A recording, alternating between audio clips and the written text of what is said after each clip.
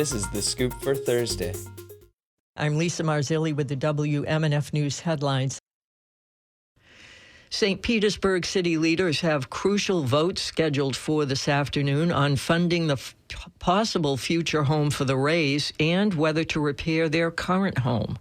Council members will vote on finalizing their own bonds to pay for the city's share of the stadium and construction, as well as for infrastructure in the surrounding historic gas plant district redevelopment. Council members Lisette Hanowitz, John Muhammad, and Richie Floyd were the three dissenting votes for the project in July.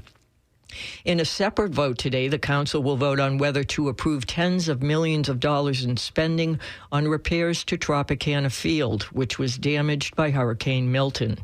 Estimates put the repair costs upwards of $56 million. Mayor Ken Welch says the majority of it will likely be paid for by insurance and FEMA reimbursements. And a new report from Redfin shows that the 5 U.S. metro areas where pending home sales are falling most are all in Florida. An especially devastating hurricane season, along with a surge in home insurance costs and HOA fees fueled by intensifying climate risk, are partly to blame. The steepest decline in pending sales was a 15.2% drop in Fort Lauderdale. Next was Miami at minus 14%, followed by West Palm Beach at minus 13.8%. Jacksonville was down 9.5%, and Tampa's pending sales declined by 7.2%. Meanwhile, Redfin reports that nationwide, pending sales rose by almost 5% over the same period. Following a law signed last year by Governor Ron DeSantis, Florida universities are cutting ties with countries of concern that they do business with. WMNF's Chris Young reports information presented at a state university system Board of Governors meeting shows 4 universities, including the University of South Florida, still have ties.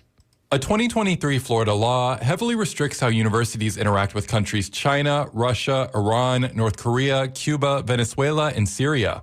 Dr. David Norton, Vice President for Research at the University of Florida, presented a report exposing Florida schools with ties to these countries. As you know, this is an area of tremendous concern. The report was presented Wednesday at a state university system Board of Governors meeting. It showed 140 engagements with FIU, FSU, UF, and USF. The agreements are with China, Russia, and Venezuela. Only 16 of them, spread throughout the 4 schools, remain active. Some included agreements for lab materials, technology, and payment with the countries of concern. But Norton says there are no concerns about national safety. Of the agreements that remain intact at present, we don't have any concerns relative to loss of IP or security reasons. Despite this, they are working to eliminate the ties. USF has reported that it sent termination notices for all remaining agreements. Chris Young, WMNF News.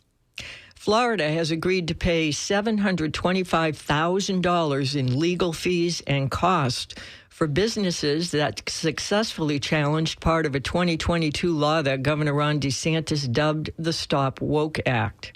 The underlying lawsuit involved a challenge to part of the law that placed restrictions on addressing race-related issues in workplace training. In 2022, Chief U.S. District Judge Mark Walker issued a preliminary injunction against the restrictions on free speech grounds. His decision was upheld by the Court of Appeals in March.